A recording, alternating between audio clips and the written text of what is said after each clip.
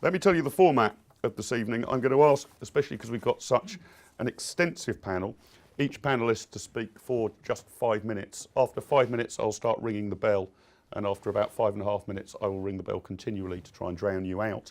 So please keep to time and just put forward 1 or 2 suggestions. But then I hope to hear extensively from all of our panellists in the course of debate and discussion and questions and answers from the chair. We will wrap proceedings up here at around about 8 o'clock, but please do join us for a drink over in the room opposite where we can continue the discussion informally. Let me just introduce the topic. Even though we've seen economic growth apparently return to the economy, the cost of living has become a major political issue of the age. Wage rises looking modest, or some would say in some areas non-existent. Inflation not yet completely conquered. Living standards declining potentially for millions of Britons. And in real terms, salaries remain at the level of 2004. While the price of energy, food and housing continue to rise. So what can be done to ease this cost of living crisis? We've seen some modest steps in these directions. George Osborne has taken a penny off a pint of beer, for example, reduced the tax on bingo. I think it was Chris who calculated that if you are both a drinker and a smoker, you would, given the rise in tobacco tax, you'd actually have to drink 55 pints of beer a day in order to be tax neutral after the budget. We had a go on day one, didn't we, Chris? But then decided that probably we couldn't really continue with that. But I think it'd be fair to say that the opposition have led really on the cost of living debate. It's been the key focus that Ed Miliband and the Labour Party have made their sort of campaign slogan. And Ed Miliband's argued variously for some sort of freeze on energy prices and an introduction of some form of rent control. We have a great panel with us this evening. Let me introduce them in the order in which they will speak. Katie Schmuecker is the Poverty Programme Manager of the Joseph Rowntree Foundation. She was previously an Associate Director for IPPR North. She's worked for the Campaign for the English Regions and for an MP, studied politics at the University of Newcastle upon Tyne. Matthew Oakley is the Head of Economic Analysis at Which and is also a member of the Social Security Advisory Committee. Prior to joining Which in the autumn of last year, he was Head of Economics and Social Policy at Policy Exchange, and before that an Economic Advisor at the Treasury.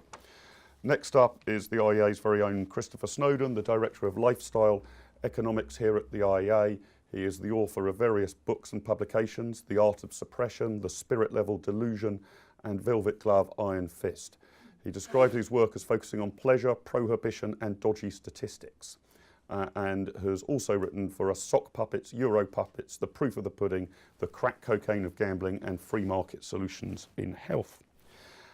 Alexander Hilton is the Director of Generation Rent, which he joined from the blood cancer charity Anthony Nolan, where he was most recently Head of International Strategy. Prior to that, he spent 5 years as a political communications consultant working on projects as diverse as Rights for Children in Care, Crossrail and employment skills, after a background working for the Labour Party and in Parliament. Asked what motivates him as Director of Generation Rent, Alex replies, people aren't forced into food banks because of the price of food, they are driven there because of the cost of housing. And last but by no means least is Christian Niemitz, our Senior Research Fellow here at the IEA. He joined the IEA in 2008. He studied economics at Humboldt University and has overseen here the work that the IEA has done on cost of living and poverty, and has sought to find supply side rather than income transfer solutions to the poverty problem. Please join me in welcoming our panel.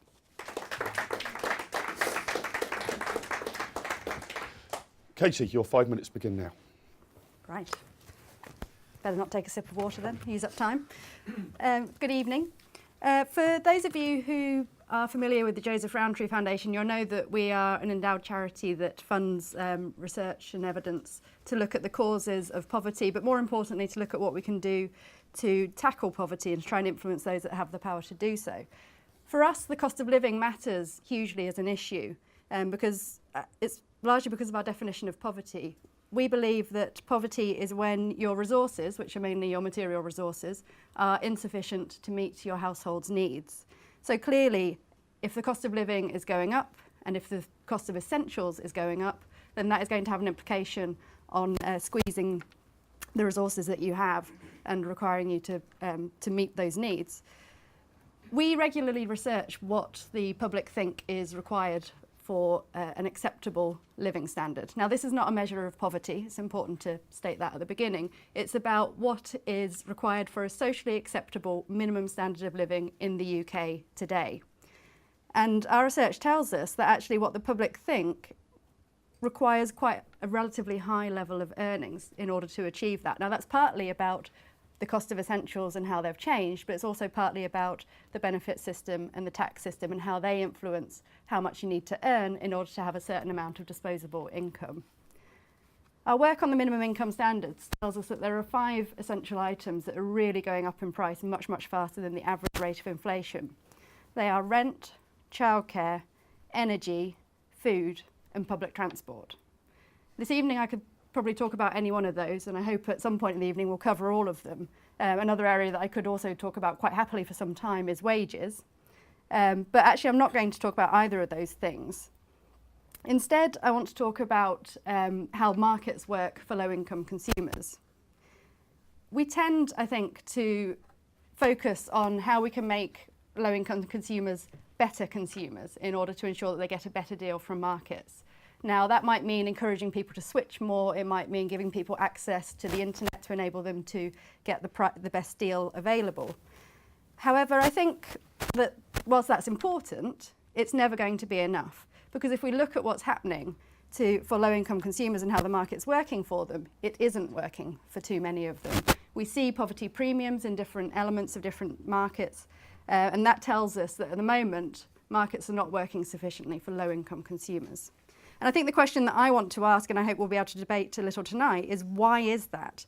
And how can we challenge markets to ensure that better goods and services are being provided and that new answers are being provided that are suitable to households who are on low incomes? So a couple of thoughts about that in the couple of minutes that probably hopefully remains to me.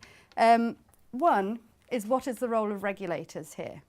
Is there a role for more proactive regulation?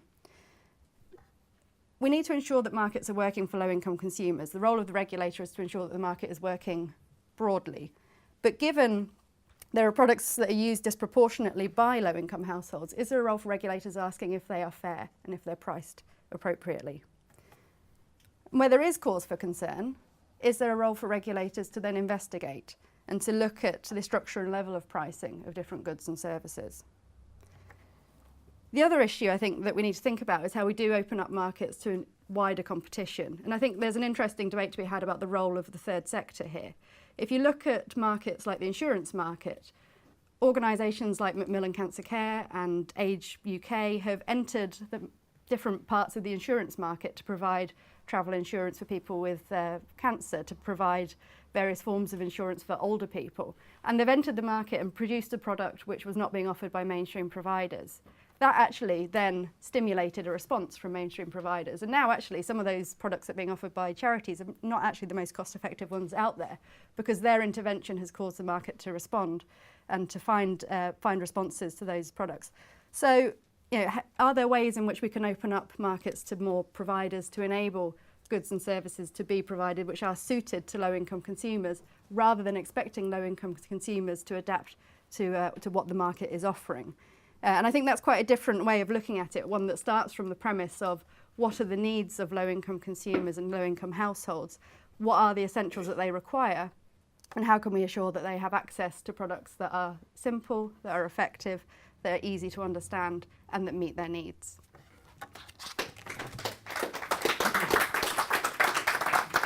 Katie, thanks so much. Thank you also for sticking to time. Matthew, the floor is yours.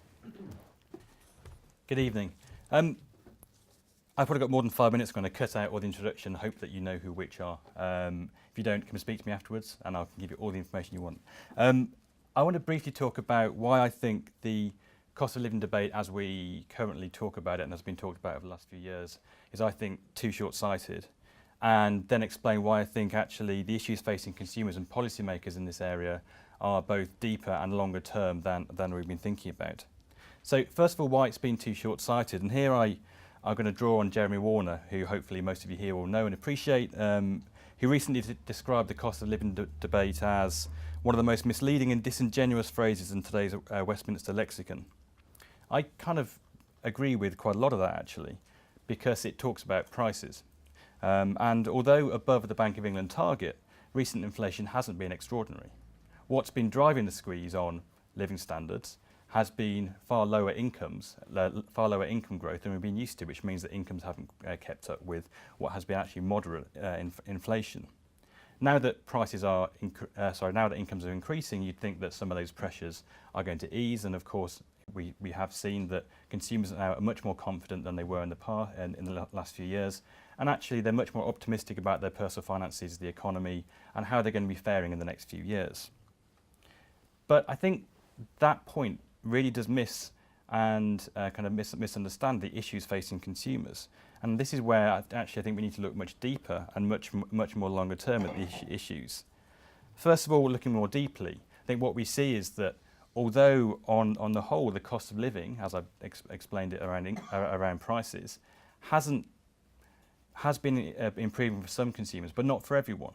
If you look at research that Which has done looking at how CPI varies across different income groups and across different age groups, you can get quite large variations in inflation for different household types based on their consumption. So low-income families typically have a much higher level of inflation as measured by CPI than higher income families. That means they're being impacted more as prices, even though they are moderately increasing, they're being much more impacted.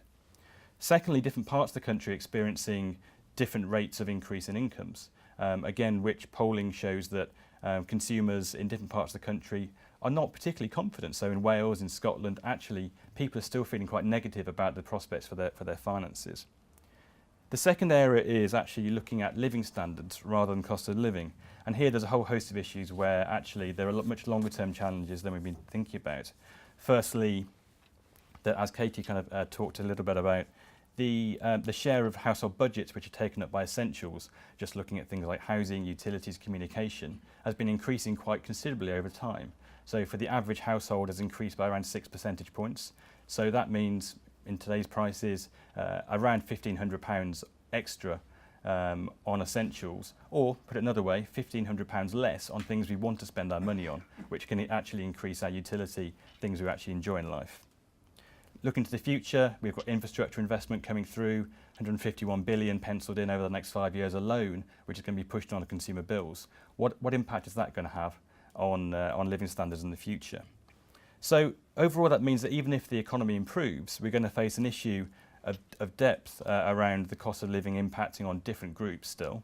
And also in terms of longer term thinking, that living standards will continue to be a challenge for future governments because of the pressures which consumers are facing from all angles. In terms of solutions, I think there's plenty here.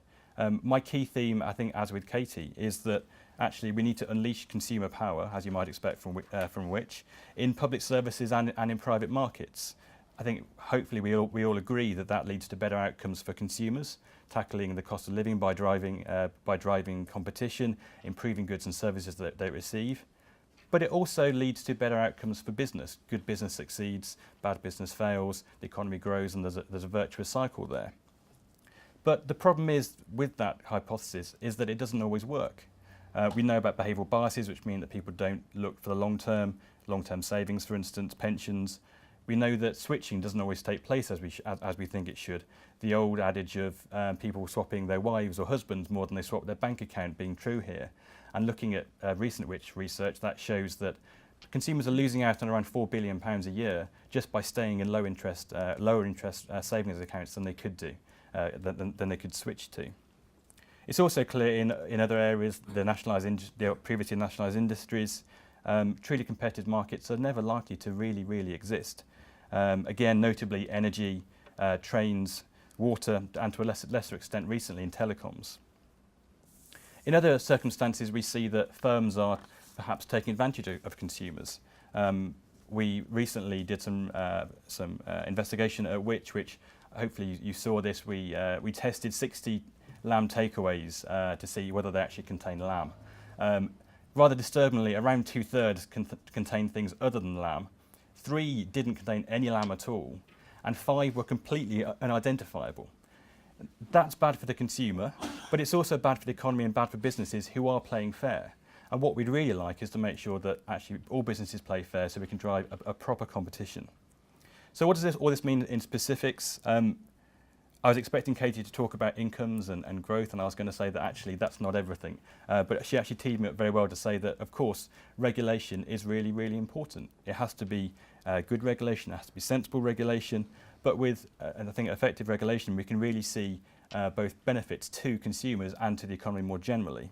The key thing that I think we really want to focus on, which over the next few years, is really thinking about how we make sure that regulation is really consumer focused, that it's really driving consumer outcomes. At the moment we have a vast array of different regulators with different objectives, and it's not clear how they all fit together. No one's really taking stock of the total impact that the regulatory system is having on consumers in terms of their outcomes, or even how individual regulators are performing in terms of increasing the welfare of consumers. So what we'd like to see is a much more consistent approach to measurement of that, and really setting forward a plan for how regulators can assess their performance and be held to account in delivering what we think they should be delivering for consumers and for the economy. Thank you. Matthew, thank you also for sticking to time. I did see your stuff on the lamb curry. It reminded me of the beef burger chain that were challenged on their assertion that in their hamburgers was 100% beef, and they were forced to admit that it was indeed actually only 100% cow, which isn't quite the same thing as being 100% beef. Chris, the floor is yours. Thank you very much. I'm going to make a very simple suggestion here, which is that if we want to reduce cost of living, then the government should stop taking so much of people's money and stop taking so much of the money from the poor in particular. And although there are a range of taxes, obviously, that could be cut, I want to focus on an area which is not talked about enough, I don't think, which is the pernicious effects of stealth taxes and sin taxes and other indirect taxes. The poorest 20% of households spend on average £1,286 per year on sin taxes, by which I mean betting tax, vehicle excise duty, tobacco duty, alcohol duty, green taxes, and various forms of motor fuel. In addition to that, they spend £1,165 on VAT, which of course is at the highest rate it's ever been, having started at 8% in the 70s, moved to 15% and then 17.5% and now 20%. The combined effect of just those indirect taxes is that the poorest quintile, the poorest 20% of households, spend 22% of their disposable income just on those indirect taxes. And that's on average as a group. If you actually look at the individuals, it's even worse. If you are an individual in that quintile who smokes an average amount, drinks an average amount, and drives a car an average amount, you will be spending 37% of your entire disposable income on those sin taxes and VAT. And this burden has risen in an appropriately stealthy way over the years. Despite incomes doubling since the late 1970s, this burden has grown very significantly. In 1977, I had to pick the date purely because it's when the ONS statistics began. 1977, the poorest quintile spent 22% of their disposable income on indirect taxes. Today, it's over 30%. The richest, by contrast, although they're still paying more in absolute terms on those kind of taxes, have gone down from spending 20% down to 15%. In other words, you've got the poor are spending twice as much, 30%. Of their disposable income on these taxes than are the rich. So everybody's paying more. As I say, disposable incomes have doubled and the indirect taxes have more than doubled for every group. But the poorest are clearly hit most disproportionately and hardest.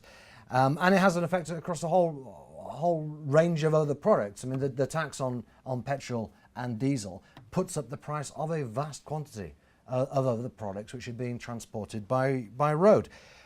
Why, I wonder, has this been allowed to happen? Why have we had the stealth taxes increasing almost exponentially?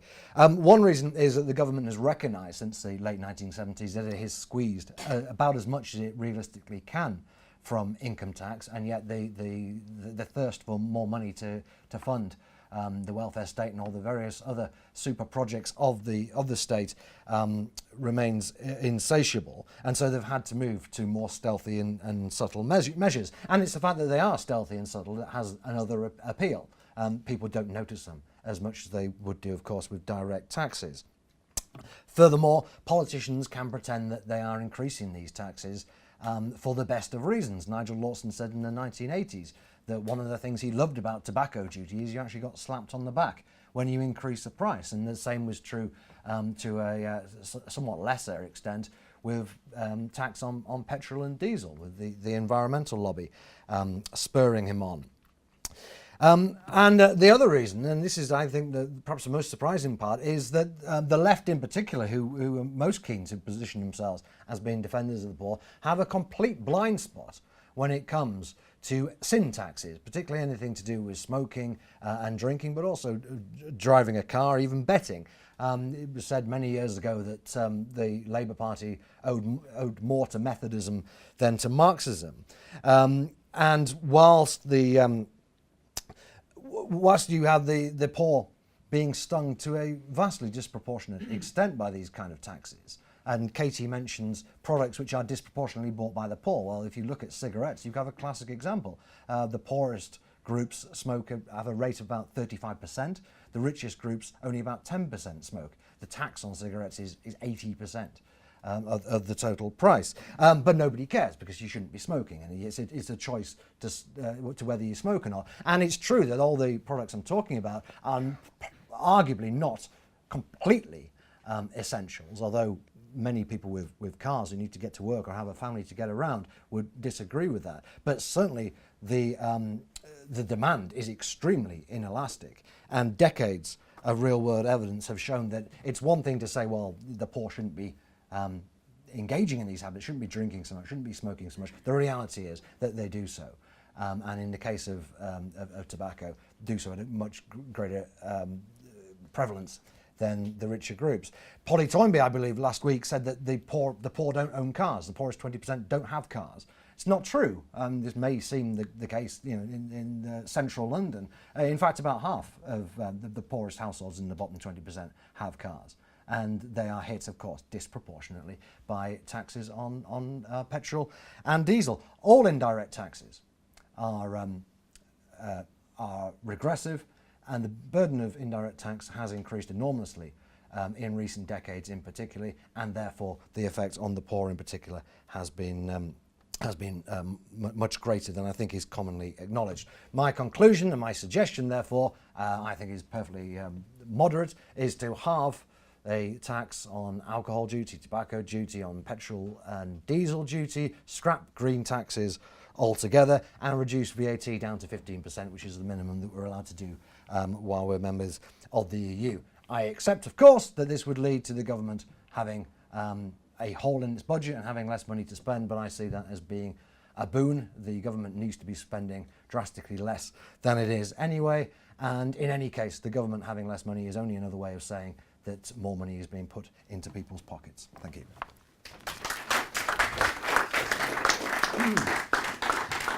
Chris, thank you very much for nearly sticking to time. Alex. I'm probably going to stick to time much better on the grounds that Katie and Matthew have already articulated a lot that I couldn't put quite so well. Generation Rent used to be the National Private Tenants Organisation, and we represent a very rapidly growing body of people who rent in the private sector, who we feel have historically been ignored, just not been sufficient numbers of them to take a great deal of politicians' headspace.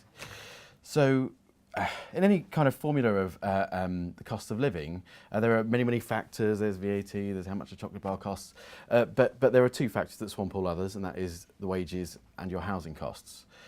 And to be told that wages are just about getting above inflation for the first time in 6 years is not just not a comfort, it's in fact an insult if you're going to use an inflation figure that doesn't include housing costs.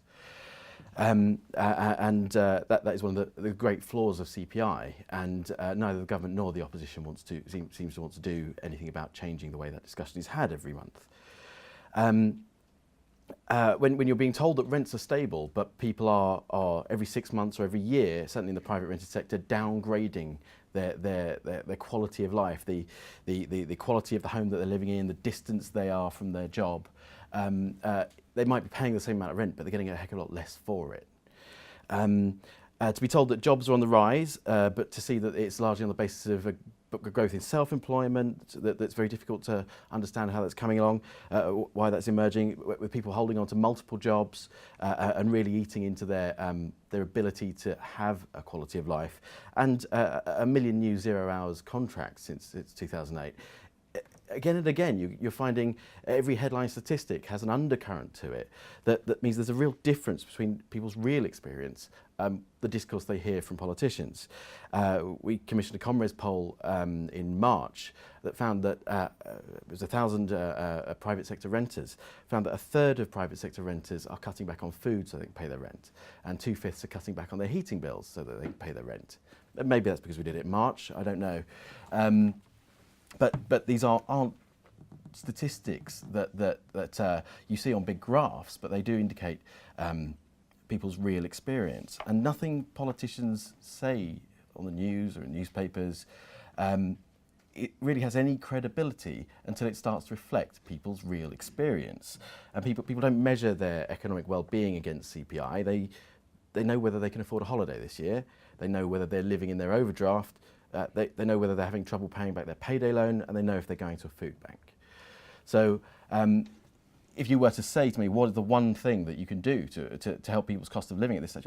We're a country that spends £24 billion on housing benefit and £1 billion on building affordable homes for people who would claim housing benefit. If you say do one thing, I would say we need to build 200,000 or 300,000 affordable homes a year for a decade. And you'll just see your housing benefit bill almost disappear if you do it. And that would have a huge impact on the quality of life, a market impact far beyond just the people at the low end of the spectrum.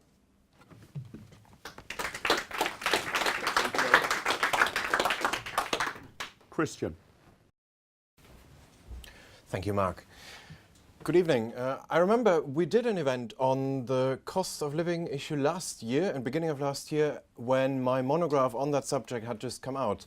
And back then I actually used most of my presentation justifying why I had written about this subject in the first place. Fortunately, I don't have to do that today. The debate has in that sense moved on a lot. It's now almost universally recognized that this is a significant subject.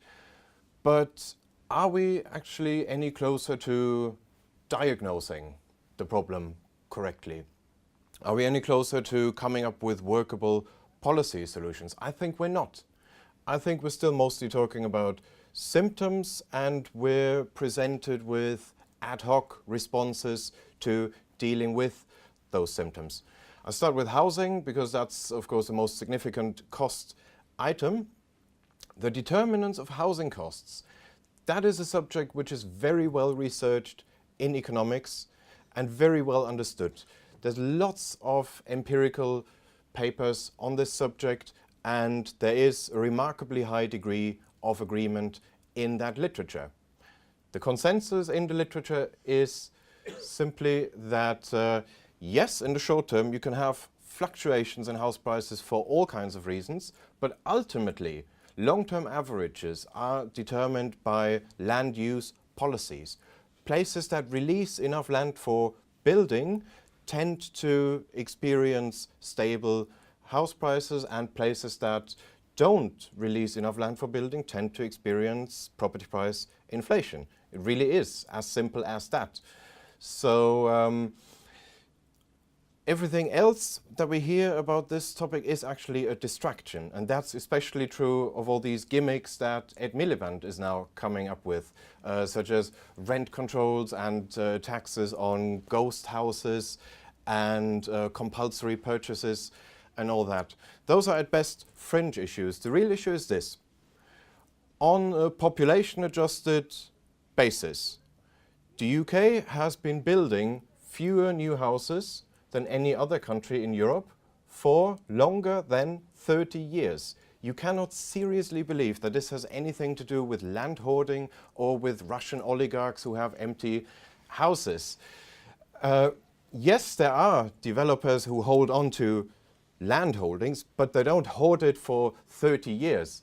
And this problem was already in the making when today's oligarchs were still minor bureaucrats for the Communist Party of the Soviet Union. So this is a problem which hasn't started today. This has been long in the making, and this is a homemade problem. What we should do about it is, first of all, we should abolish green belts. I'm completely in favor of preserving green space, but this should be done in a very selective way, not in the form of a blanket ban on development. Secondly, we should abolish most height restrictions. And thirdly, we should also create tax competition between local authorities so that they have to allow development in order to generate tax revenue. And if some places want to do NIMBY politics, if they want to block everything for the sake of it, then they would starve themselves of tax revenue. They should be free to do that, but then they should not have any tax revenue, and that would be a good thing. That is the way to solve the housing problem. The second important area is, of course, energy prices.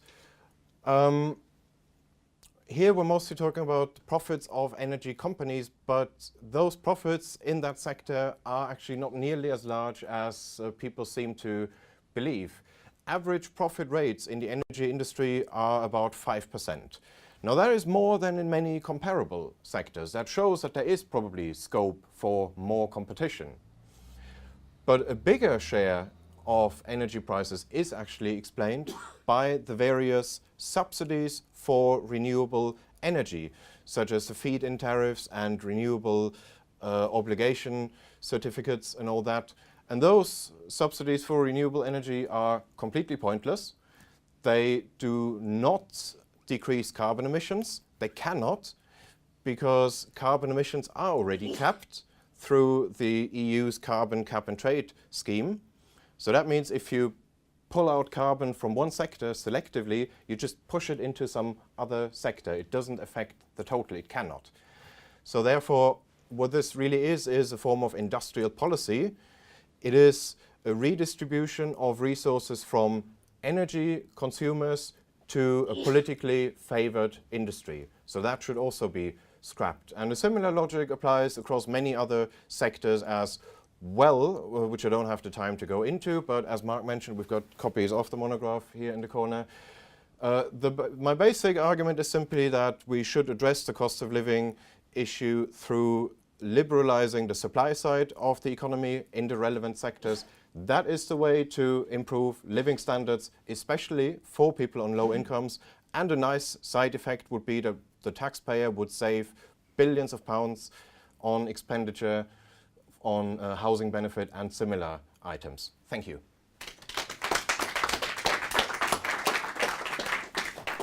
Well, thank you to all of our panellists for their different ideas. My job is now to become David Dimbleby and to stimulate a debate amongst you. I will take questions and comments from the floor. I'm slightly myopic, and given the bright light at the back, I'm even more myopic. So please wave extravagantly in the air if you'd like to ask a question. And just because of the microphone issues for the cameras, I'll reiterate the question before I come to the panel. I won't necessarily bring all 5 of you in on each and every question, but if you're aching to make an interjection, then please put your hand in the air and I'll see what I can do. Howard. It struck me as very interesting that everybody sort of overlapped and said the same thing, but hadn't actually pulled the simple point together, which is that the areas where prices have gone up, transport, energy, rates and so forth, are all the function of government policies. And those where prices have gone down are, for example, electrical goods where there's a decent competitive market. And I find it particularly worrying that people then trot out the solution is more regulation. Regulation costs consumers. It costs consumers increasing amounts, messes up markets quite often, and look what regulation has done for land in terms of driving house prices and rents through the roof. Regulation is not the answer. I think I'll go to Matthew initially on that. You mentioned sort of we need good or better regulation, then I might come to Katie. Is there a case that the areas in which suffering is being pointed out or cost of living problems are being pointed out are the areas in which there is the maximum or the heavy level of government intervention, and the free marketeers are the unsung heroes in a vast range of other areas? You can now get a cheaper television set or computer or whatever than you could have done 10 or 20 years ago. That isn't a heavily regulated or government involved part of the economy. What wider lessons can we derive from that? I mean, I think I would agree to some extent and say that you need to think about the broader social objectives that government has. And, you know, if we're talking about housing, energy, whatever else it might be, the government is very, very keen to ensure that all parts of society have access to that sort of those things, whether that be through, you know, we're talking about housing benefit, that sort of thing, which costs money, and you could argue actually diverts money from what we potentially should be doing around building houses. What I'd say to that is that given that situation, what we need to have is a system of regulation that really promotes competition, but promotes competition in a way that ensures consumer outcomes. I think our perspective would be that competition on its own is not everything. It can't guarantee the outcomes that we need for all consumers. As Katie was saying, there are some consumers in society who won't benefit from competition that we'd all care about. I think we'd all here care about vulnerable groups within society who perhaps will have less ability to engage in markets, less ability to understand what are becoming more and more complex decisions they're being asked to make around social care provision, around pensions, around the financial services system more generally, and just don't have the information and potential capacity or inclination to engage in the ways that they need to deliver the best deals for them. The role of regulation is really to make sure that firms are playing fair, that they are providing the right information at the right time, and they're not really taking advantage of those customers and consumers who we really care about. Can I just press you a bit on this? Are you saying that I'd like a kind of list of these areas, ideally. Are you saying that these are in kind of highly complex financial products that, you know, if you're not financially literate, it might be very difficult to work out what a good pension is or whether a payday loan is satisfactory? And if you like simpler products or products that people understand more, like, I don't know, fridge freezers, even if they don't know exactly how they work, people basically understand what they are, don't need to be regulated. Is that the sort of split you're making? It's a lack of information that consumers have on complex necessary products? I think there's a challenge here potentially with what consumers, and I speak as a consumer, are willing to engage with. So I would spend a long time thinking about what phone I might want to choose, or you know, what dinner I want to go out and buy. But I wouldn't necessarily spend the same amount of energy investigating what energy products I might want to buy. Similarly with a savings account, actually I'm quite inert. You know, as I said earlier, the point is that evidence shows that people don't change their partners more than they change their bank accounts. The same can be said for people taking annuities. The vast majority of people taking out an annuity simply stay with their pension provider. They don't switch, they don't take on the information that's given to say, actually, I'm going to get a better deal somewhere else here. And I think the point I'm trying to make is that there are some very, very complex decisions being made out there with some very, very complex information available, and consumers as a whole are sometimes not in the best place to make those decisions. So we've done some polling recently which kind of highlights this. We asked 500 consumers to test out the new set of requirements on energy pricing for electricity, which has a simple unit price and then a kind of a standard fee, and ask them to choose the best tariff for them based on a set level of consumption. only a third of people got the right tariff for them. A third got it wrong, and a third said they just didn't have enough information. So what I'm saying is you need regulation, you need support, and you need better information to help people make those decisions, which are fundamentally driving the cost of living issues. Katie, can I have your thoughts on this as well, to Howard's broader point, that it's broadly been the unregulated free market areas that we're not discussing because they've been so successful in producing cheap products for everybody, and it's been all of the areas we are focusing on have been the heavily government intervened areas? Yeah, well, I think certainly we need to draw a distinction, I think, between things that are necessities and that are essential and things that are nice to haves. And that's, our minimum income standard work tells us what the public thinks is the distinction between those two things. So I think ensuring that those things that are seen as necessities are the areas where they're affordable is what we need to be focused on here. In terms of the degree to which government policy intervenes, I think there's an interesting example, and Christian brought it up in terms of energy policy. Now, if you look at the government's policy interventions around social and climate change policies and the way they've sort of loaded different things onto the bills, that does clearly add some cost to the end customer, and that's been quantified. But I think Christian pointed out that, well, actually, this is an industry that's only making about 5% of profit. The retail industry is only making 5% of the profit. I think the difficulty here, particularly in energy, is distinguishing between the sort of relationship between wholesale prices and between retail prices. And it's that opacity and that sort of complexity and the fact that we don't really understand how that relationship works because companies are not willing to really discuss it because of commercial sensitivity, to some degree understandably, but that means it doesn't really give us a very good handle on understanding how that's working. So there's a lack of transparency in that market. Now that is something that regulation should be addressing, and actually that lack of transparency, if the market is just left to operate as it is currently, will not be addressed. And so I think it isn't simply about government costs adding on.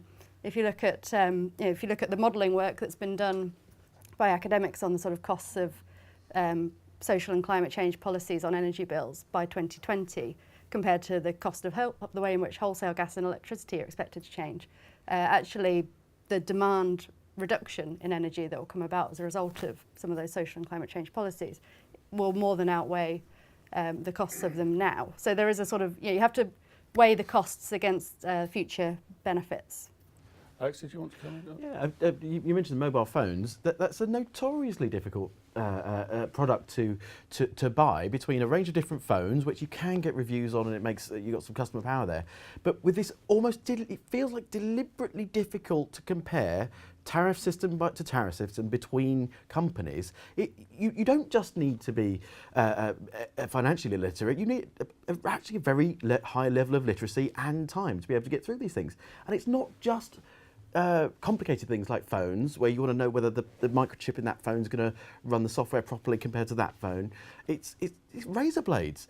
It's hard to buy a razor blade head that fits to that razor blade arm that they made you buy it.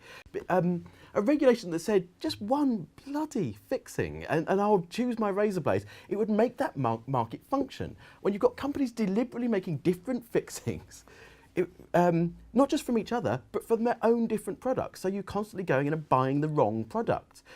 Buying the right product as a customer is what makes a market work. And a very simple, tiny little piece of regulation would make that thing work wonderfully well. Why don't you just buy disposable razors? I don't have them. Before I go back to the floor, Christian, I did want to press you a bit, and Chris, I'll make sure I bring you in on the next round, because you pointed out this 15% to sort of 5% on who's really profiteering on energy bills. But you conceded, I think, slightly sort of voce that perhaps there is evidence that the energy industry is not as competitive as you would like to see it. Could you develop those ideas a bit? What's a free market liberal solution or approach to that? Because you conceded that you had some concerns here. What policies would you introduce or solutions would you find to address those concerns if I'm right that you conceded that you didn't think this market was working as well as it might?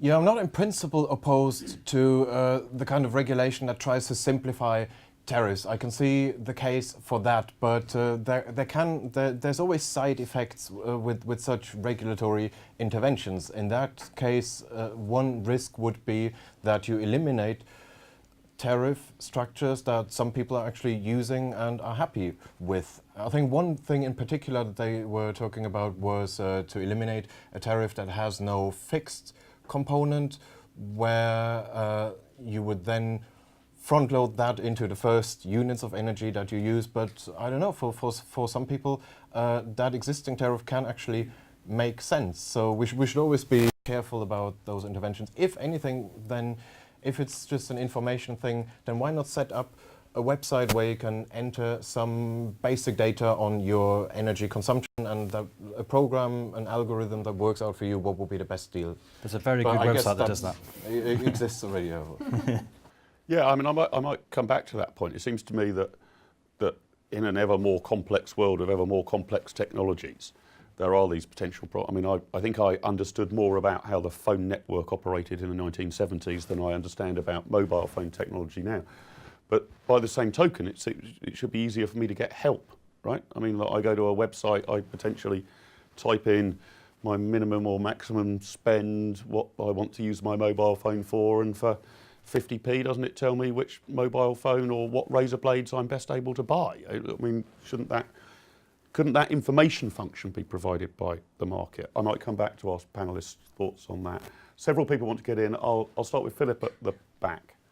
Yeah, really to Katie and Matthew, I think if you're waiting for regulation to resolve this problem, you'll be waiting a very long time, because the point about regulators is that they are monopoly constructs of government and extraordinarily unaccountable, and therefore they don't do what you might hope that they might do. And just to give three very brief examples: one, the water regulator, ever since water was privatised, the water industry has become more and more efficient. But where was the consumer in the whole debate about whether or not water standards for every pint of water that goes through the house, regardless of for what purposes it's used, should be increased further and further and further and further, whilst the cost of meeting those standards also increased? The consumer's view about the trade-off between the cost of meeting ever higher standards and prices was just not there at all. Secondly, with regard to energy, well, we had a perfectly well-functioning energy market during the 1990s when prices absolutely plummeted. And then somebody came along and said that the energy companies should stop and offering prices out of area to compete in areas where they were not currently didn't have a big market share. Since then, switching has halved. And financial services, you mentioned several times. The regulation of financial services since 1986 has entirely eliminated, not just made expensive, entirely eliminated the market for advice for people under, not just the poor, but under twice median incomes. And the reason for that is because most advice is a fixed cost. And unless it's paid for explicitly, it normally has to be wrapped up and packaged with something else or provided informally. You couldn't have a true advisor for financial products. You'd get sent to prison for 2 years for launching a trip advisor in financial products unless you chose to be regulated by the FSA and then, not the FCA now, and all the consequences that came with that. So I think trying to promote the perfect in these fields is very often the enemy of the good. Yeah. Oh, let me come. You put that again to Katie and Matthew. Where do you see regulatory failure as a problem? I'll start with Katie. You've got this monopoly provider, a trip advisor that might help the readers of which magazine on which pension or annuity you want can't be put up on the website because if they track down it's your domain name, you'll go to jail for it. Isn't that crowding out the provision of the sort of regulatory advice and key consumer advice you might want to see, particularly for the poorer groups? Katie? Yeah, I mean, I think the problem with regulators is that they tend to think about the average customer and they look at the average experience. And what we see from our research is that low-income households have quite different experiences of quite a lot of these markets and different products. And I think that's what part of the problem is. I think we need to see regulators taking a more proactive role that is actually asking, how does this market work for low-income consumers or other vulnerable consumers? And the sort of notion of consumer vulnerability is starting to gain a little bit of momentum within within some of the regulatory fields. But ultimately, I think there's a role for government here because the the remit of regulators is set ultimately by government. Matt's right when he says that at the moment regulators have very different roles, very different responsibilities and duties depending on which sector you're looking at. And I think there is an argument for looking at how different regulators are dealing with these issues and learning across them actually. Some like Ofgem have started to become quite proactive around the issue of consumer vulnerability. And I think there's more that certainly others like Ofcom could learn from that. In terms of sort of broadening it out, so you've got more people intervening and providing advice. I mean, advice certainly is very useful, and I think actually the sorts of things you were talking about in terms of different services that help you sort of make those choices about how you switch to better products. Certainly, you know, technology helps us to do that, but we should never lose sight of the fact that often the groups that we're most concerned about here are those that aren't accessing those sorts of services. You know, they're less likely to be online, they are less likely to have a bank account that enables them to use payment methods like direct debit. They are less likely to have access to transport, you know, private transport that enables them to shop wherever and wherever.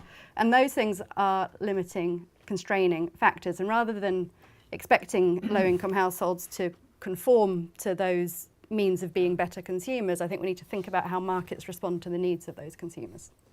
Matthew, and particularly on the case studies that Philip adduced in aid on financial services, for example, that actually advice is disappearing or being eliminated. I think Katie covered hopefully most of those, but the thing I wanted to pick up from you was that I think actually you're right on kind of at least half of what you said, in that regulators are currently pretty much unaccountable. We don't know how they're performing really. And that to me is the key point, that as Katie said, we have a system which the government sets the regulators a set of objectives, but they're not really held to account over delivering those. There's no scrutiny over... Do you want a regulator of regulators? That's a very good plan. No, what I think is needed is a proper assessment of, for instance, the overall cost of government policy on consumers across the regulated sector. You know, I talked earlier about infrastructure investment. You know, as I said, £151 billion, which is going to be put onto consumer bills. You know, on the tax side, where there's probably a similar amount going on through into infrastructure investment. You have the IEA and the TPA scrutinising the tax policy of government and arguing actually it's going too far and it shouldn't be spending this money.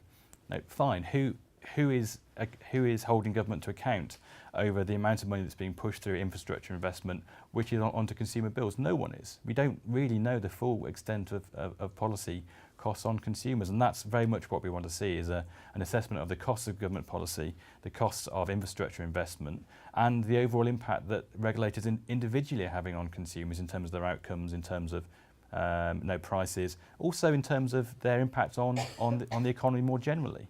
And really pulling that together so we can have a much more informed debate about the pros and cons of the regulators and how they perform against each other. Just so I'm clear on this point, you think it would be better if there was a kind of formal, you know, regulatory impact assessment committee on HS2 than that private civil society such as the Taxpayers Alliance and the Institute of Economic Affairs produced research questioning it?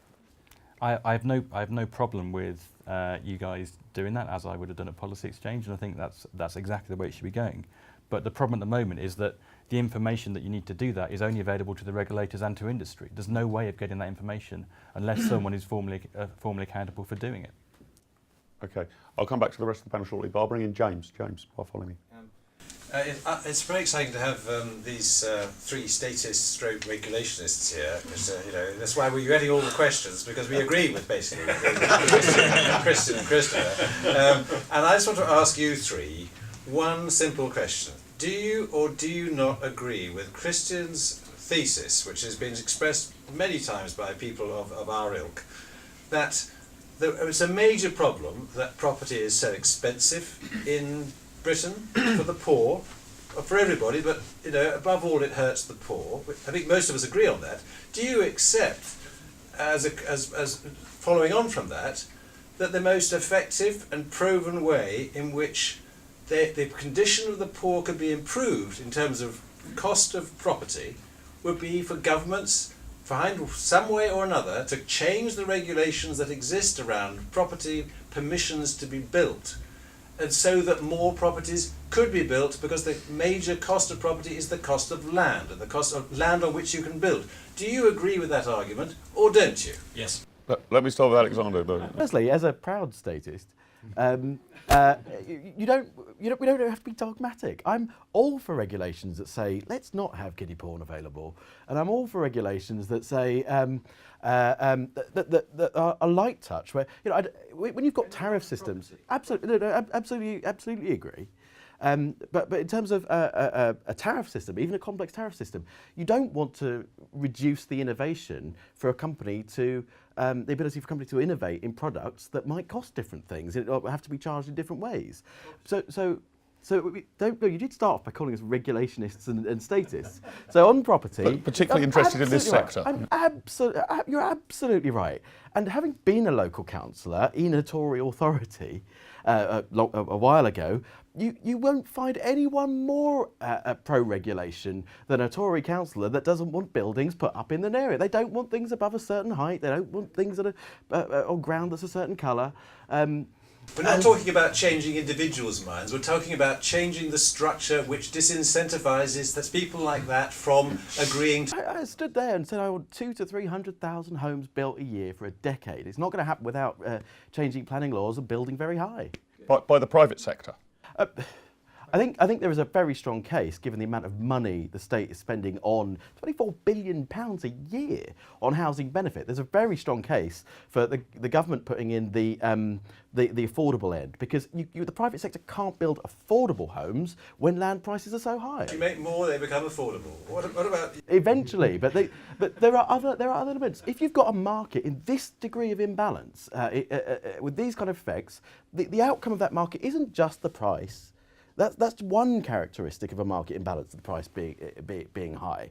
The other characteristics are the conditions in which landlords are willing to let their tenants live in. The hidden fees that letting agents will slap onto people. These are characteristics that nobody wants in this market, and they've been so pervasive for so long now that they are becoming a culture, and it will take regulation, potentially temporary regulation, for a decade or something to iron out those cultural impacts, these other non-financial characteristics. But you concede that the principal problem is scarcity of supply. Absolutely. And that the principal solution to that would be a liberalisation of planning. Absolutely. Would you like to see the Labour Party's manifesto in 2015 going as far as Christian and advocating the abolition of the Green Belt? Well, the thing is that there is no one solution. You don't have to do all of those things. I think. Well, why not do that one? I mean, do that one and then have your regulation about the quality of wallpaper. We're going to build a city and it's going to have an economy, and it will abolish that green belt there. Whatever town it is that you're going to turn into a city, or whatever 5 towns you're going to turn into cities. I don't mean piddling little garden cities of 20 or 15,000 homes. I mean, 200,000 homes and tax incentives for industry to create huge numbers of jobs in those areas to fund that. Yeah, there are bits of greenbelt I think you should get rid of. You don't have to be absolutist. You don't have to be absolutist for regulation. You don't have to be absolutist against it. You don't have to be absolutist for the greenbelt or against it. And fundamentally, you're not going to get anything passed that is absolutist in either direction. But intellectually rather than politically, because I appreciate the electoral difficulties here that political parties face. You want to preserve what, 50% of the green belt, 70%, but 32%? You say, where are these 200, 300,000 homes a year going to come from? If you need to get rid of the green belt for people's for all those homes to be built, then you need to get rid of 100% of it. But I don't think that's the case. If you build up a long way, I just spent 2 weeks in Singapore, and they just build up and up and up because they just don't have any green belt because it's the sea. And they do perfectly fine. They've got a very stable housing structure that works for investors that want to invest, and that supplies their housing for the rest of the population that couldn't possibly afford market rents in Singapore. Matthew and Katie, what's your thoughts on the extreme radical planning liberalisation side and Christian's suggestion that all the rest of it's trimmings, really? I mean, Alex thinks it's more than trimmings, but Christian that it's trimmings. Just get rid of the green belt and you'll do more to relief housing poverty than anything else. I mean, I agree with Alex, basically. I think clearly we have a huge problem with the lack of supply, particularly of affordable housing, social housing in particular. It's why we've seen housing benefit rocket. And we're seeing more and more people having to be housed, funded by housing benefit in the private rented sector, where you don't have good quality housing often. You often have. You're going off the point. I will come back to the point. I assure you. The planning conditions. I mean, is that? Do you agree or don't yes, you agree? I do agree. Is the short answer. But to give you the longer, more eloquent answer, if I may. That's opinion. That's a fair point. We're seeing more and more people ending up in the private rented sector where you don't. The energy efficiency is lower, so people are having to pay more on energy. The quality of housing is often poorer, particularly at the bottom end, where you've got sort of damp, you've got poor conditions, people are having health problems as a result of it, and you have short-term rental agreements. And, we're seeing more and more families with children who are living in the private rented sector when what they need is more stable housing. So we clearly have a huge problem, not only with the supply of housing generally, but the supply of social housing specifically, which is why when the Labour Party came out with their proposals last week, earlier this week, whenever it was, our chief executive was writing in the Times saying, these are helpful sort of short-term measures as a stopgap to get us over this problem, but we need to be tackling the fundamental, which is about the supply of housing, and that does mean we have to be willing to sacrifice some of the greenbelt to build on. Matthew? This is 100% not which comment. This is a 100% me comment. So I kind of agree with bits and bobs from all three that around this stuff. I said yes, that we need to build more, and that's about planning restrictions, and I think we need to sort that out. My worry is that, I think to your point, that actually from what I remember of previous work at Policy Exchange, people don't want to live in high-rise property. What they want is a bit of garden and some space around them, basically. And that people's experience of high-rise property is what was built in the 70s. I appreciate that, but if you ask people what they want, that's what they say they want, and we're not building it. But I don't think this is a problem, because I don't think this means getting rid of all of the greenbelt. The size of the greenbelt, I think, from memory, is bigger than all of the developed land in the UK. We need to release small parts of it, and the point is, it's not all that green, some of it. So it's not what people imagine as these lovely rolling fields of delightfulness. It's just a bit scrubby and horrible. So why don't we get rid of some of that scrubby, horrible stuff and reallocate that into the nice green rolling fields that we all want? Because I agree with the principle that we should be protecting that. Farmers to make their areas grubby. Well, Germany's about 4% more urbanised than Britain. That much. It's really a small amount that they've built on more than us. And they've got a far more stable housing market. Can I ask Christian, and Chris, you might want to come in as well with any of your thoughts on nobody has yet argued against halving tobacco tax, which I have to say is fantastic news for somebody with my expenditure profile. And Christian, on and it's not the job of the IEA to put forward the politically possible. It's our role to try and change the whole boundaries of debate. But how, if you like, bad would your proposal be for a section of the electorate that are propertied? I mean, do you think that you won an intellectual case, but it's just completely inconceivable? If I remember rightly, I think in one of your pieces of research for the IEA, you sort of suggested if my proposals here were embraced, hook, line and sinker, we could see property prices fall 40%, I think was the number I remember. Well, that's not great news for me, being somebody who owns a property in southwest London, and there's plenty of people in my position. How would you mitigate or sell this? And I know that's not really the job of an IEA academic, but do you think, what's the scale of that economic and financial hurdle that one would need to overcome or persuade people like me to be willing to sacrifice? Well, it's a very high one, because a large part of the electorate has become dependent on rising property prices. You could say that the people who bought their homes in the early phases of the price explosion, for them maybe they may see this as a windfall gain, not such a big issue. But people who bought it from, say, the mid-1990s onwards, they have already paid inflated prices, which could mean they've been saddled with high mortgage repayments. They've never had the chance to build up a private pension fund or private savings or whatever.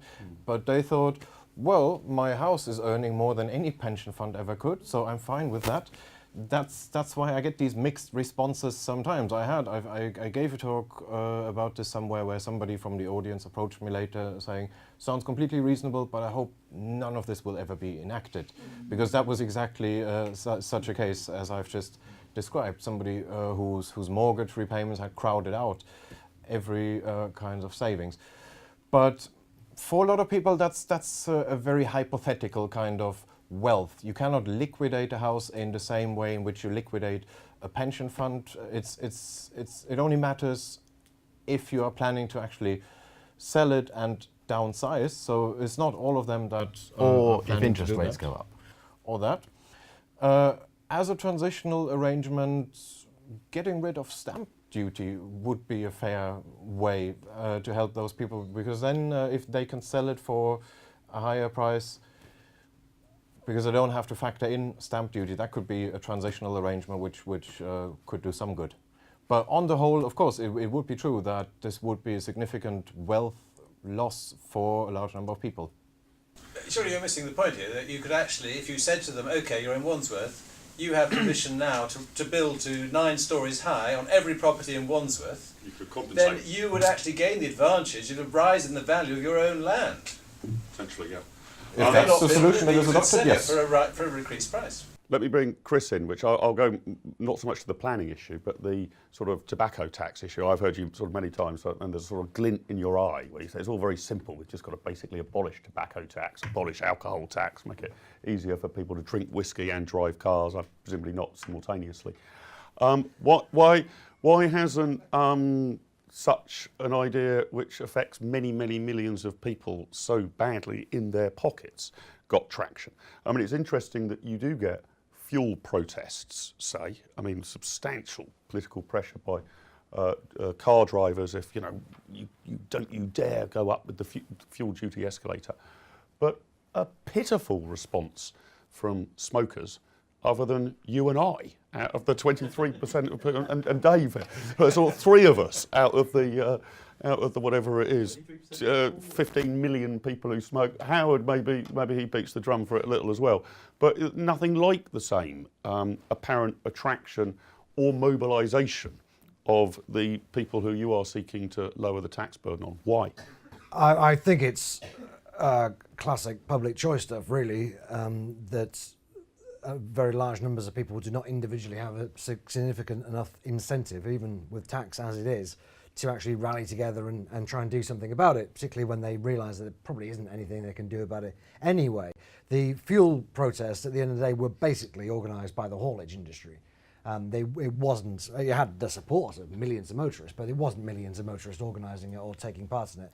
So although smokers and drinkers can sit around and moan about these things, they think, I think with a great deal of justification, that they haven't got a cat and hell's chance of doing anything about it. Smokers in particular are in a minority, and they're often quite a self-hating bunch. Anyway, drinkers are just used to being ripped off, and I don't think drinkers have any idea of how much they're paying on their tax compared to the rest of the world. I mean, Britain is in a very small league of its own, along with Ireland and a couple of Scandinavian countries, when it comes to alcohol duty. It's just head and shoulders above anywhere else in the world. I was in Spain last year, and there were 99-cent bottles of wine in the supermarkets, and I didn't try it. It probably wasn't that great, but it probably wasn't much worse than the £4 or £5 bottles that we get in this country. We drink terrible wine in this country because the rest of the world offloads it to us, because they know that we're the only ones who'll buy it, because we don't want to pay more than £5 a bottle. So people don't realise how much we're getting screwed over as consumers, whether it's as motorists or smokers or drinkers. And even if we did, we know there's not a lot we can do about it. There's very powerful special interest groups who are very keen to keep these taxes high, and we can't, as individuals, unfortunately, compete with them. And just before I come back to the floor, can I ask Katie, Matthew and Alex where they stand on this broad sin tax argument? Because if you're really concerned about the poor, do you take it as it's a given that a good number of them will smoke 20 a day and want to drink strong lager and drive a car? Is your view, therefore, that we should seek to lower prices on those fairly common, normal human activities, or that we should seek to change lifestyles, and these people, ideally, including the rich middle class, would be better off, I don't know, riding a bicycle, having a windmill on their roof and knitting their own quiche, or whatever would be a tax-efficient lifestyle. Going back again to the minimum income standard research that we do that asks the public what they think is necessary for a socially acceptable standard of living in the UK today. Smoking doesn't feature, I'm afraid. It is not considered a necessity, even though some people who participate in our groups themselves will have been smokers. Drinking a moderate amount is, as part of a means of social activity and participating in society, being able to go out and have a couple of drinks with a friend, being able to go out for a meal once every month, I think it is. So people are sort of fairly austere, but do think that that is part of a minimum acceptable standard. What's the holiday expectation for the a holiday minimum standard? expectation is 1 week self-catering in the UK for a family with children. Okay, but supposing then I was of the view that, okay, that's the overall minimum standard, that somehow or other I'm going to be, let's say, guaranteed by the state. We're going to make sure everybody gets that. And actually, rather than 1 week's catering in Bognor Regis every July, I would prefer to smoke cigarettes. I mean, that should be a tradable leisure item. It is tradable. Right. So that's why we cash it all and come up with an income standard, because it's up, it gives people then choice to choose the things that they actually want if they don't want 1 week in Butlins, for example. And I have to say, I've tried it, wouldn't recommend it particularly. Take up smoking. I've tried that as well. I've tried that as well. Never mind anyway. I'm more into the sort of knitting quiches these days, actually.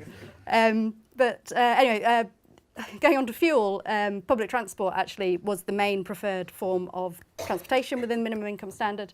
People thought that was sufficient, that was the minimum that was required. But actually, as time has gone on and public transport has become more expensive, it's become less reliable, less frequent, particularly depending on where you live, actually the car has become has entered into the minimum income standard if you've got children. And over time, it'll be interesting to see if that continues. So I think, that going back to what I was saying before about distinguishing between what's a necessity and what's not, I'm afraid you're out of luck. So on you'd smoking. be against minimum unit pricing of alcohol, for example? Well, I don't know, to be honest. I mean, there is more than one reason for any policy decision that governments take. So there are obviously public health issues around smoking and around drinking that do cost us all in terms of what we pay into the NHS. So I think you have to weigh in the balance those things as a policy maker. But I don't have a particular view. Matthew and Alex, on this sort of sin argument, I'm should going to people stop sinning? I'm going to shamelessly avoid the question and throw it back to Chris. And I think you need to look at it more in the round. And it's not just that lower income households are paying more in indirect tax, which I think is pretty much given. They're also receiving more in benefits to compensate them for that. And I think there are strong arguments out there in academia for a comprehensive income tax and redistribution through benefits to make sure that overall the system is still progressive. I just kind of wanted to put you in perhaps an IEA kind of ideal of government expenditure being halved completely, or set at like 20%. That'd be a good first step. How would you, assuming that's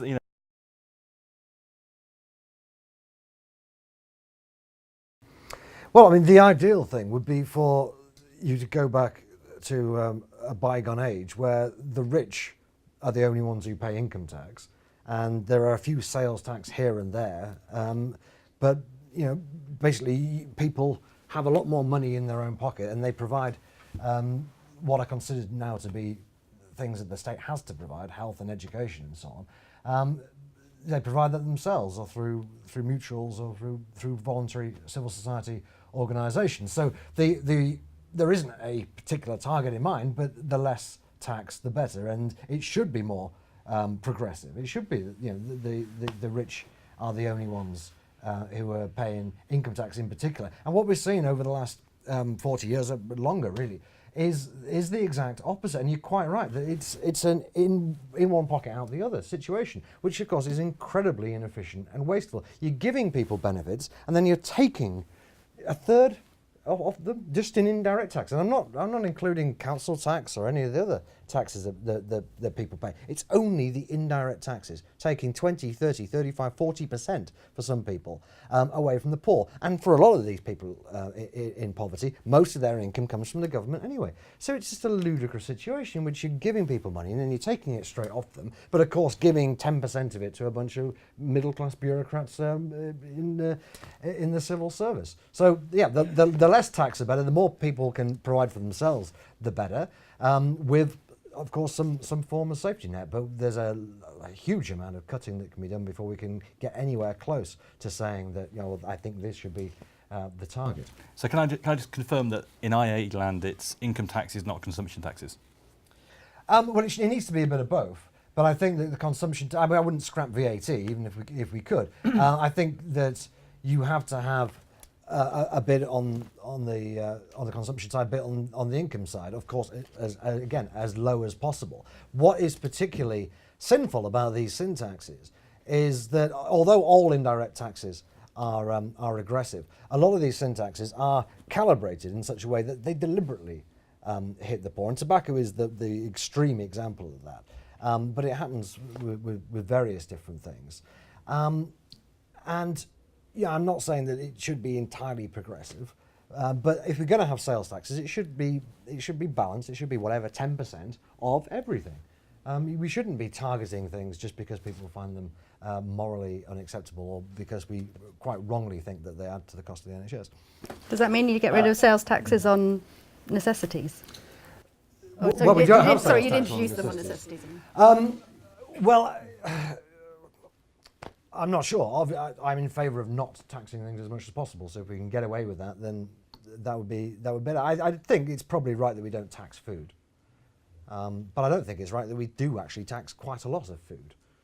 So we do tax biscuits we tax. I wouldn't know. I mean, these things I think it's fair to call them necessities. But at the moment we have a very ad hoc system that's been built up in a very peculiar way. Alcohol, for example, we tax spirits at 80%, but we tax beer at much lower, and real ales even less, but we tax cider at a bizarrely low rate. And it's all just down to nationalism. And we've got to tax French wine because we don't like the French, and it goes back about 400 years of taxing wine to a ridiculous extent. But then the temperance movement don't like gin, so we're going to tax that at 80%. We should tax alcohol per unit, I think. I don't want minimum unit pricing, but I do think it should be taxed per unit of alcohol, because if we're going to tax alcohol, we are taxing the alcohol, not the fluid, not the size of the bottle or the different flavours or where it originates. Minimum Let me alcohol bring pricing. Alex and Christian in, and I'll come back for one more from the floor. Minimum alcohol pricing is just not going to work. That's the point. There is no policy objective that will be delivered by having minimum alcohol pricing. And it doesn't matter what the BMA says, then they don't know anything about markets. They know about fixing people. And this is the problem with sin taxes, taxes with a policy objective. It's very hard to measure what the success criteria is, because if it's a green tax, it's either green or it's a tax. It's either raising money or it's doing something for the environment. And so what I say is tax what you like, how you like, as long as it works. And the price point of cigarette taxes, it's if once you've got, and local authorities do have quite an intense trading standards, they do have quite intense police trying to stop the black market bubbling up in this country. Once you've got that tax and the black market enforcement, what you've got is teenagers priced out of smoking. So you get people off the addiction. So when you talk about 23 million, it's 23 million or 23%. It's 23% and reducing. You can say that it has succeeded both as a way of raising shed loads of money and as a way of reducing the number of people altogether who smoke, is a policy objective. And many of these taxes fail on accounts of the policy objective that they purport to. But we're here to talk about the cost of living, not smoking prevalence. And for people who are spending £2,000 a year on tobacco tax alone, leaving aside the cost of the cigarettes, which is relatively trivial compared to the tax, but what I'm saying is £2,000 a year for somebody on a low income is a hell of a lot of money. But when you and say you add to that the bit of fuel and the extra 5% VAT. The policy objective is something that you choose as a society to spend some money on, and how you raise that money is I would think taxes should be as simple as possible, as cheap to collect as possible, and just use whichever is the cheapest. But you're not spending money on the policy objective. You're taking money from the people who haven't agreed to the policy objective. When the policy objective is simply so a politician can stand up and say something must be done, so we're doing something, even if nothing is actually being done, that's a failed tax. And when when you regulate lobbyists, yes, so lobbying is going to become slightly more expensive, and the groups like mine will be priced out of buying professional lobbyists. And there wasn't a single lobbyist involved in the scandals. It was all dirty MPs and their friends or undercover journalists. Why are we regulating MPs more harshly on the basis Hiring a of that? lobbyist isn't in your minimum standard of living index required by most Didn't get a people. mention. No. Christian, very quickly, I want to take one more from the Yeah, floor. just going back to this question, the optimal tax system. I'd like to see a state which is not just a lot smaller, but also a lot more localized, which means that most tax collection would also happen at a local level, and you would then get competition between different tax systems. We would work out in that way what the optimal tax system is. So you can't say right from the start it should be half direct, half indirect. But you can predict that in a more localized tax system with tax competition, indirect taxes, and especially those that target specific products, would have an especially hard time, because there it's especially easy to get around them. So you're pro an independent Scotland? Yes, absolutely. Yeah, I'd yeah. go lower. Come on in. Independent London? Yeah, hi, this is Mike Gupta. I'm a doctoral researcher in economics at City University. And this is the dear, first time I'm going to be called out now. This is the first time I'm here. I mean, before I start, I have an observation for Betsy's speech. And you use like good, sensible, and intelligent regulation, right? I guess if Mr. Hack would have been here, under whose auspices this institute was, I guess he would have walked out. Because I mean, I really don't believe in this word. Anyways, now coming to the economic arguments that we have been discussing, fuel, as some of the people talked about, the cost of the impact of fuel prices and cost of living. I guess if that is true, that would have impacted the whole global economy. It is not something unique to the UK economy. If the price of fuel has been rising, that would have been contributed to the global economy, so it wouldn't have been a UK phenomenon per se. Coming to the real estate, rising real estate prices, you have to disentangle the prices into two components. One is the London prices, and one is the rest of UK prices. And if you see the rest of UK prices still today, they have just approached the pre-crisis level. The London prices are, of course, twice the prices of the average UK prices. So that is slightly misleading when you look into cost of living. You have to disentangle both components of the prices, because the London prices affect dramatically the whole of UK prices if I just look at it as an average. Then talking about again the cost of living, and it has increased and everything. You don't talk about the role of productivity. You have to see how the productivity of the labor force has increased or not. That is extremely important. If you just say that the cost of living is rising, but you have to see the role of productivity. Has it been rising? Are people skilled enough that they're entering into the labor market? And this can be judged quite equally by looking at the immigration rates of this country. People still flock to this country, even though the cost of living with all metrics is rising. They are coming to this country and they find it's quite a wonderful country to work in.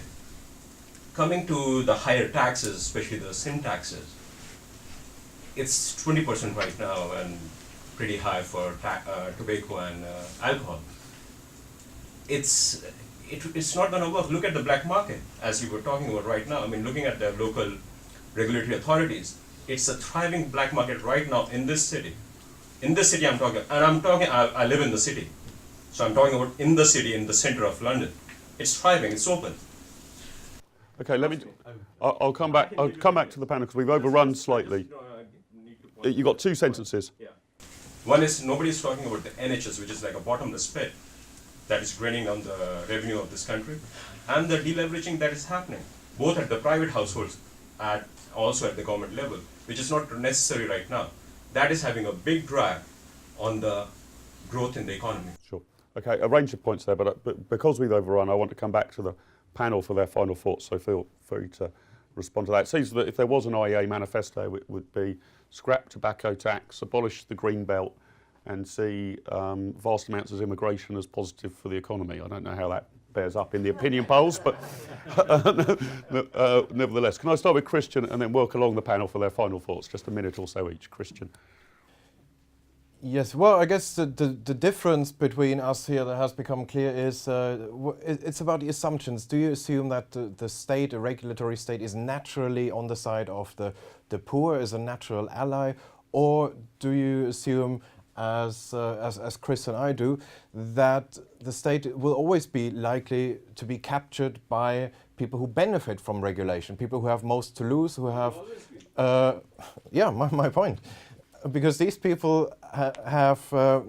when the benefits of regulation are concentrated, you always have a group of people who are more well-informed and more active in pursuing it. That's the classic public choice argument. So we've got let's bring this to a close. Sorry, Christian, go on. So I'd be quite happy to sacrifice a few possibilities that maybe here and there a little intervention might have benefited the poor a little bit. Having a much smaller state means also reducing the scope for those special interest groups. It means giving them less to work on, and on balance, I think that would be hugely beneficial to those on the lowest incomes. I would just say the context of this is what happens if you don't do something about this unsustainable situation that is getting worse. If you look at the housing bubble in London, it just plays out in a very unattractive way. We are at the tipping point where we are starting to chase workers out of London. They're starting to make the decision, oh, maybe I will go to Leeds and take that job there, or in Sheffield, or whatever. And there comes a point at which, yeah, Leeds and Sheffield and Manchester start doing well out of it, but London stops competing with other cities around the world. And then suddenly that's a country with 15% of its GDP just pissed away to Frankfurt or wherever else, or Hong Kong, and that's the point where policymakers will suddenly be very interested about the cost of living, because it'll be very rich people whose cost of living will have gone up when the country gets a GDP hit like that. But it'll be too damn late to do anything about it. Yeah, your point about fuel, I mean, there's some truth in that. Oil prices have had a huge amount to do with the increase in motor fuel around the world, and it has damaged the economy, undoubtedly. It's almost unbearable in a lot of very poor countries around the world. However, as with these other sin taxes I'm talking about, the UK, again, is in a bit of a league of its own when it comes to fuel duty. Depending on oil prices, which of course fluctuate, fuel duty makes about a half of the price you pay at the pump. And I remember clearly about, I don't know, 10, 12 years ago, when oil prices went down for a little while, Gordon Brown made a point of just, tapping up the fuel duty, a couple of pence, just make it what it was 3 weeks ago. And that really is a microcosm of what's been going on with stealth taxes and indirect taxes in this country, is that while people can afford to pay it, they keep creeping up and up and up. And it's only taken this decline in real wages over the last few years, and we've only gone back to the level about 2003. I mean, it's not the end of the world, and if you look at the data, but it's enough to tip people over the edge, because we've been squeezed so much with these taxes over the years that people struggle even with a relatively small decline in their real income. Well, I've had a really fun evening. I think it's the first time someone who used to work at Policy Exchange 6 months ago has been called a statist. So it's we call you guys out all the time. Actually, that's true.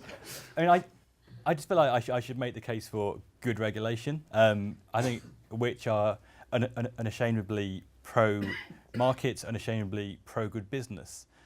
But I think to make markets and good business work, you need consumer engagement, and to have that, you need effective regulation. And you need to recognise that regulation is not just for consumers. By regulating for consumers, you're also regulating for good business. Just three examples, just to leave perhaps to provoke kind of discussion over drinks, is what about copycat products? Should we not be regulating or doing something about companies that come in and copy the packaging of other people's products and sell, perhaps undercutting them, poorer quality products, taking on the copyright of other people? Is that fine in the free market, or should you regulate it? Food standards, as I said earlier, should you allow companies and business to sell products which aren't actually the products they're selling, that they're saying they're selling?